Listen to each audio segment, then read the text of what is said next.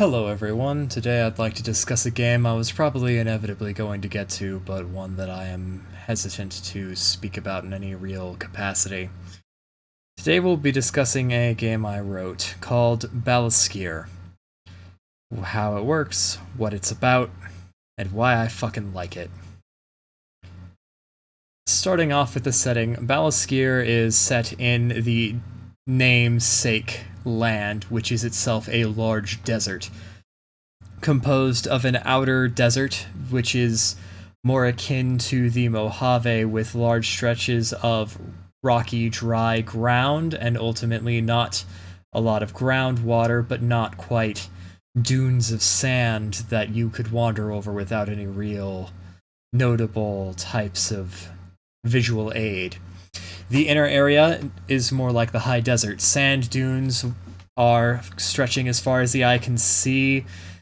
Terrain is unstable and shifting, and the only actual real guidance you have is a large mountain known as the Sky Portal, centered in the center of Balaskr itself. It is also, interestingly enough, magnetic north, forcing the individuals of Balaskr to find other means by which to navigate that do not rely on compasses. It's also meant very much to be a conglomeration of outcasts. People who live in Balaskr are weird by virtue of living there. They choose to live in a horrible desert that is, by all other groups' possible reckoning, inhospitable to life itself, a land abandoned by any sense of God or justice, despite also rather famously being the very beginning of all civilizations.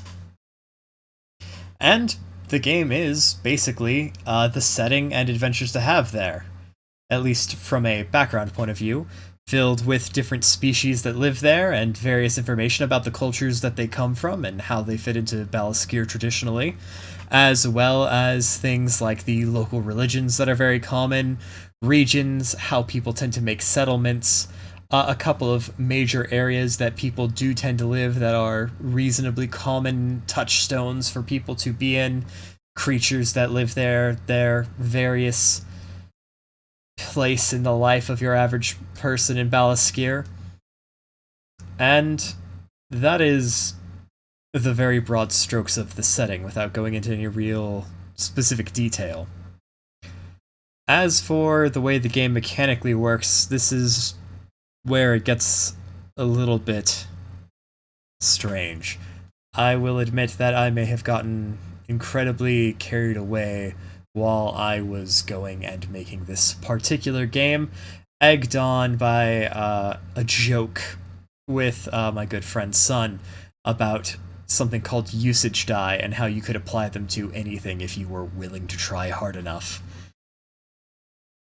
The first thing to touch on with Balaskr is that, from a fundamental standpoint, there are three sets: magic, social, and martial.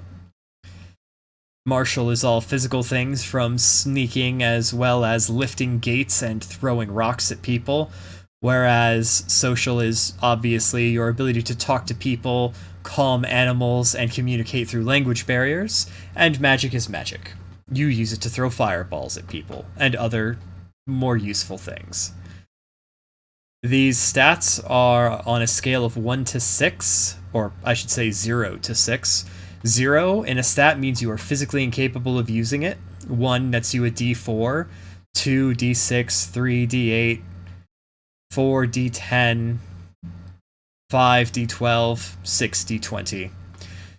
And whenever you are rolling to do something in Balaskr, you are rolling to beat a typically pre-stated target. This means that sometimes doing something such as lifting a heavy gate may take multiple rolls or rolls from multiple people to beat the target, as targets can go anywhere up into the realm of 500 in the base written game. However, the rewards for doing such things are also incredibly high, rewarding 10 times the XP of any target to the entire party, encouraging group play. This also adds in some funny little ticks, such as multi-caster spells, where attempting to cast this spell against something with a high magic target, every single anyone with the ability to use any amount of magic can spend an action or a turn or what have you, adding their own dice to the total pool trying to hit the target. And also, per the rules of spells, adds in an additional cast or bonus to the spell when it is going to be cast. Some spells will always ignore targets. For instance, healing spells simply happen and heal someone when they need to, while spells that might be used for attacks will basically gain charges, additional casts to be activated when they finally cross the threshold and strike their enemies, meaning that some enemies may be suddenly hit by 8 fireballs at once because the mage sat there casting fireball 8 times until it could hit them. It also means that sometimes spellcasters will just sit there and charge a spell hoping they don't get hit. So there are a few interesting aspects to the way Balaskr works with that. That is not the inherently strangest part, however, mechanically speaking. The joke about usage die and health taken too far resulted in what I have called the adrenaline die system. Replacing any form of health pool or hit protection or what have you for any numerical tick down of your health is a d6 table. Starting out players are always start with a d6. They can upgrade it to a d12, and enemies may reach as high as a d20 if they so prefer. So whenever someone is hit, which there is no roll to hit, rolls in combat for physical things are always to grapple, you automatically hit with a weapon.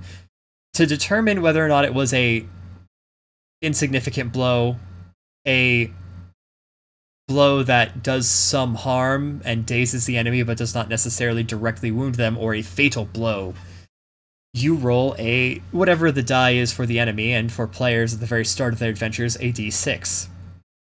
On a 6, there is always a positive effect. Meaning, I should say 6 and above, there is always a positive effect. Meaning that enemies who have d20s will be frequently doing all sorts of terrifying things, assuming that they are rolling above a 6. A 2 to 5 will net you a somewhat neutral result. In the case of enemies, they will typically have a holding pattern for the way they prefer to fight. That is listed in the section there, whereas players will suffer disadvantage, which is a roll 2 of your adrenaline die and take the lower of the 2 on adrenaline rolls, on the adrenaline roll they make next. And lastly, if anyone rolls a 1, enemies die instantly, whereas players are put into a downed state. If not rescued by their allies within 2 rounds of combat, they will perish. Upgrades may be taken to increase this to 3. And that's really a summary of Balaskr. I would like to talk about why I like this game so much. It's one I wrote, and one that I think I actually poured my heart into. Starting off, this is easily the longest game I've ever wrote by about 70 pages. I believe it clocks in at approximately 128 pages in total, including tables for encounters, enemy lore, and stat blocks. It has a setting guide, a religions of the area guide, and the guide for the different species players can play gets a little too in-depth. I don't think I needed to go into the reproductive cycles of every single creature, but I decided to make elves not capable of reproducing with humans in any way, shape, or form. Then I wrote in that humans are the only sexually dimorphic species, and I kind of just had to keep going from there. It was a challenge and a fun one, and is a weird bit of lore that you can read about if you're the kind of person who wonders what could possibly cause bats to asexually reproduce. The other things about the game is just, again, it tries to really emphasize how much of a melting pot Balaskr is. It has people who have been transplanted from their cultures into a place that strips away a lot of unnecessary panache. It is not a easy place to live. The heat constantly beats down on people, and the weather more frequently takes turns for the worse than not. Anyone attempting to settle outside of well-established locations has the risk of their water suddenly drying up, and that's from natural causes. That's not including the water vampires that suck up all liquids for a damn near mile around. There are enemies that cannot be killed, but merely stopped. on a rather permanent basis. Rather than dragons, you have to worry about large tentacled things that lie in the sand for 5 miles around, waiting to grab people and drag them in. Replacing the curse of the werewolf is the curse of the man-serpent, beings that were cursed by some sort of magical thing from religions past that now have biological immortality, meaning they do not age but can be stabbed enough to die. Some of whom are slaves working for their masters, and some of whom are people living with the condition and facing some degree of social ostracization because some of them are slaves working for their masters in secret. There are a large number of animals and people. There are a number of feats that specifically don't take any kind of XP to buy and are simply earned by role-playing in a certain way and achieving certain goals. There are monsters with various levels of difficulty to fight, some of which are theoretically simple but require special magic to attack. Every damage type in the game actually has an effect. You aren't just hitting someone with a red stick or a blue stick for fire and magic damage. The outright damage type changes what happens to the enemy when they get hit by it. It's a game that I put a lot of attention to detail in and have a lot of, I would hope, clear enthusiasm for.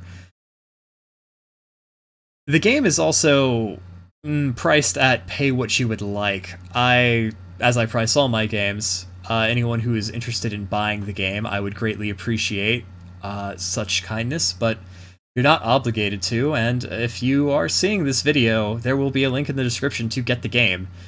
It's literally free. It's artless, for which I apologize, but I don't have the money for an art budget because, again, my games are all pay what you want. So if you want to play a weird game about living in an incredibly unpleasant desert with weird magic rules and just a kind of slow adventure life sim vibe in a world that can just change in an instant with the wrong roll of the dice, you might want to pick up Balaskr and at least give it a browse. I realize 120 plus pages is a lot to ask for most people, and artless is even a bit more oftentimes, but if you're seeing this video, I would greatly appreciate it if you would at least take the time to give Balaskr a look, because it's a game I poured my heart and soul into, and it's kind of weird and the bastard child of my collection, although it's not necessarily the most bastard of my children. This has been Oscar C. Tango, and thank you for watching.